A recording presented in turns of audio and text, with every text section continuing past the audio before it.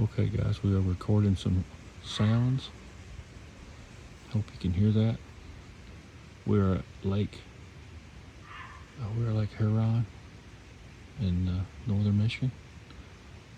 And the odd sound that we're recording is a fox.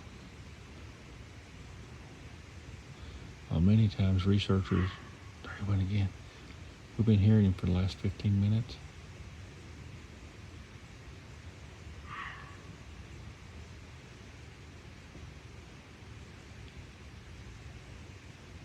Many times researchers mistake these sounds for Bigfoot or identify them as Bigfoot, but it's actually a fox, and they can make over 40 different sounds.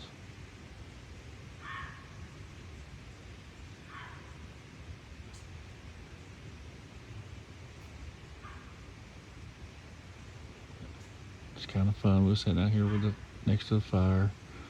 It's about 10:30 at night.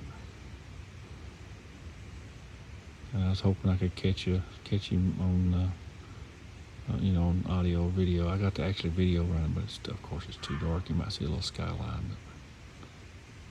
But it's been barking out for probably the last 10 or 15 minutes on and off. 10 or 15 minutes on and off.